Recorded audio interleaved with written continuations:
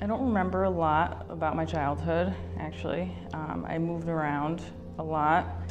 I grew up well below the poverty line. I thought that everyone went to bed hungry. I remember not feeling comfortable in my own skin.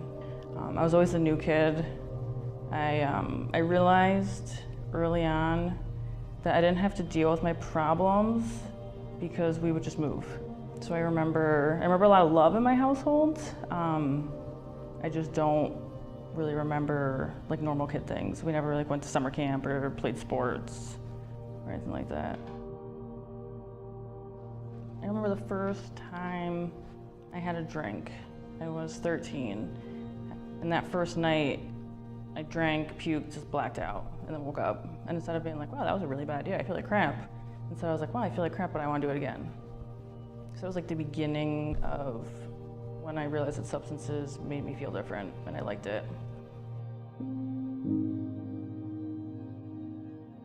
Someone introduced me to opiates, and basically the first time I took one, that was it. That was like love. I just liked that it didn't make me feel anything. So I decided I wanted to go into nursing, and then when I was out there, I had some back issues. So I found a doctor to prescribe me pain medication.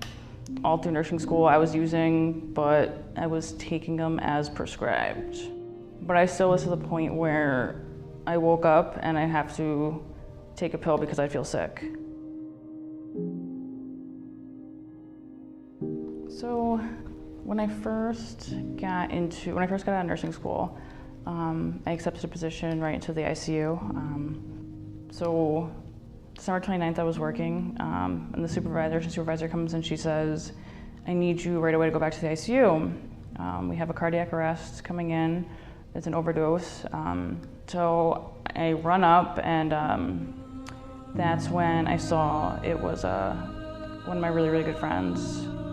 But I remember his mom coming in, and she worked at the hospital too, she was a nurse. And she threw herself on him, and she just kept screaming, I forgive you, I forgive you. And at that point, my charge nurse came in, and I froze up. I've never frozen up in an emergency situation. The charge nurse came in, she was like, you need to go take 5 minutes. So I went to the bathroom, felt in my pocket, and I felt I had a needle. And that's the first night that I switched to using needles. I had to lose my house, my car, my nursing license, my job. I had to lose everything in order to realize that I had a problem. I told my mom. I told her that I needed help. She lifted my sleeves up and started crying. I'm sorry.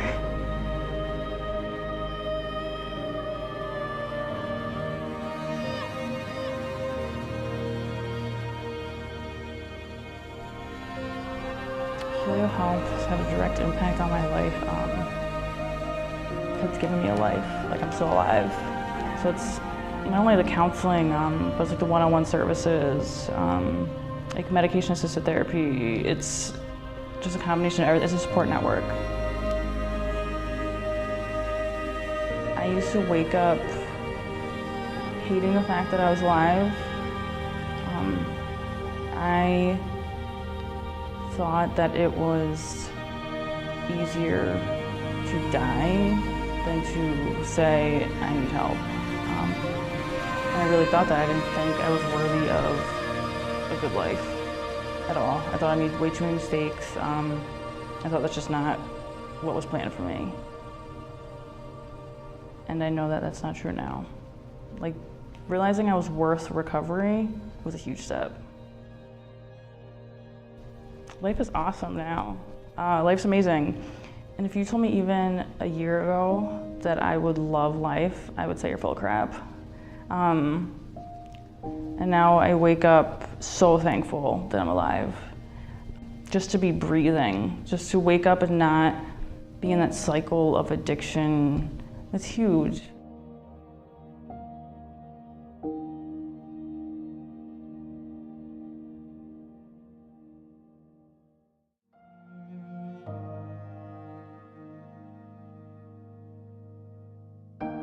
I had a fairly normal childhood. I was outside a lot, I had friends, played sports, except the one thing I didn't know at the time that wasn't normal is I started drinking when I was around 10 years old, and I was brought up in a neighborhood where this was acceptable, and people didn't think twice about it, and I didn't think twice about it. I remember it was Genesee Cream Ale was the first thing I ever drank, and it was disgusting. It still probably is. But I remember, the first time I drank it, it was something that I was immediately drawn to. And every time I tried something, it followed a similar path. As soon as I tried it, I loved it and tried to do it as often as possible.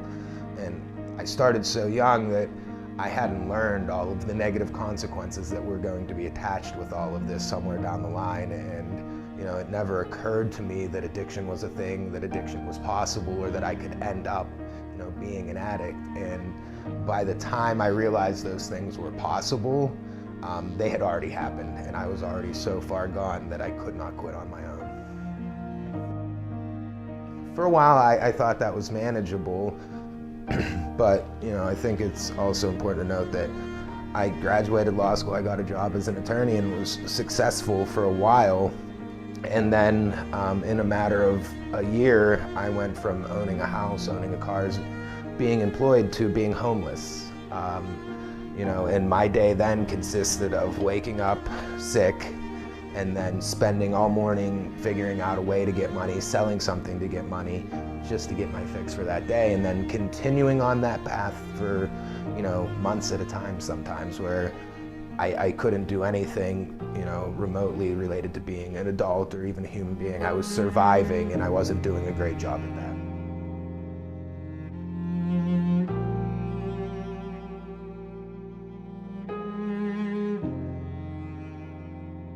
I really did want to stop, because at this point I had lost pretty much all my friends, my girlfriend, and my family, so there really wasn't anybody to quit for other than myself. But I was so depressed, and I wasn't treating my mental health issues, and this is the point where I truly started considering that maybe life just wasn't cut out for me, and it'd be better off if I weren't around. And it got past the pre-contemplation stage into where I was actually planning on ways to commit suicide, and that's when I knew that not only did I need help, I really, really wanted help. I was dedicated to my recovery this time around, and I was willing to do whatever it took. So I was able to take advantage of the programs that were offered to me, and I feel like I benefited a lot from it, because I really needed a whole life overhaul. I needed every bit of help I could get, because I had tried this my own way a couple of times, and nothing I did on my own worked.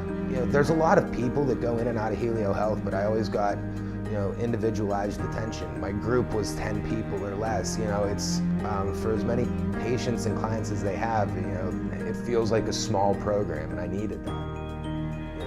I made it out of the wilderness, and if I can do it, any addict can do it. There's nothing stopping anybody from recovering if they're willing to put in the work. My journey wasn't easy. I needed every drink and drug I ever took before I realized I needed recovery, and I don't regret my past, and I'm happy with who I am today.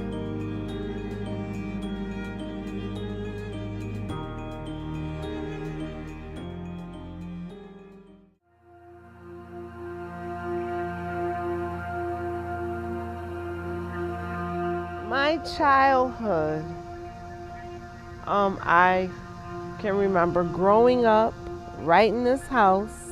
My mother and father, they separated when I was 8 years old. My mom moved us out into the suburbs, and she made sure we went to good schools.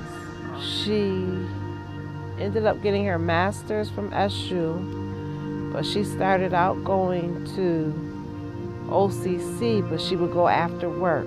And at the time, I was like 11. I would sneak off and do stuff that I probably shouldn't do. I could just remember feeling sorry because my mom was never around, not understanding what she was trying to do. She was just trying to make life better for her family, and I didn't get that at the time. The first time I tried coke, I had to be about 16 in a girl's bathroom. I was trying to hang out, you know, and people, that's what everybody was doing. So I had no idea that it takes hostages. Even though you want to leave, it won't let you. I never experienced anything like that. And my grandmother used to have this saying, never put anything in your hand that you can't put down. I never understood what that meant until I tried cocaine. It was just like a more and more and more thing. Yep, I get it now, but I didn't get it then. Because I used to taste stuff off of the floor that was white, that looked like, if it was like a little white speck like that, I would take that and taste it to see if it was cocaine. Yeah, that's when I knew that I had an addiction.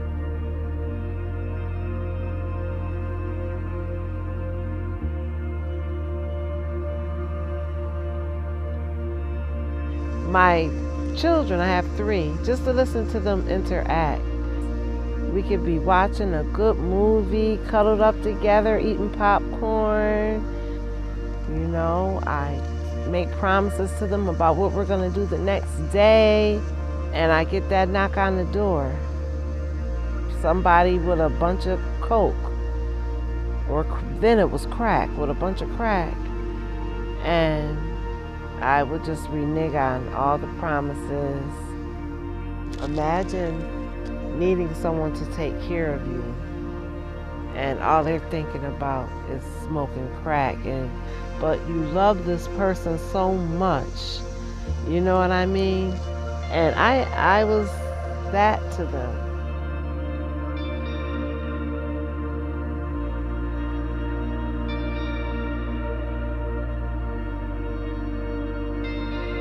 I wanted to get clean, but I didn't know exactly what I was supposed to do. And I ended up going to supportive living, and it was the only place I had ever been safe.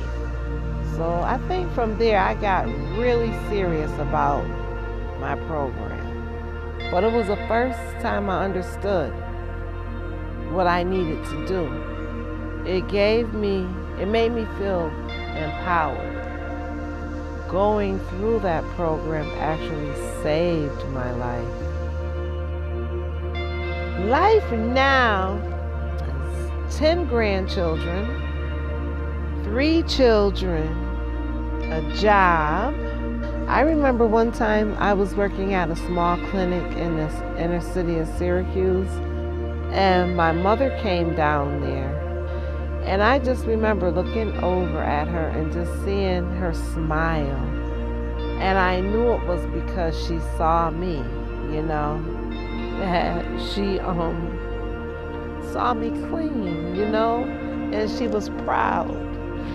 I kind of felt like I think I've made it now, because my mother is proud, you know.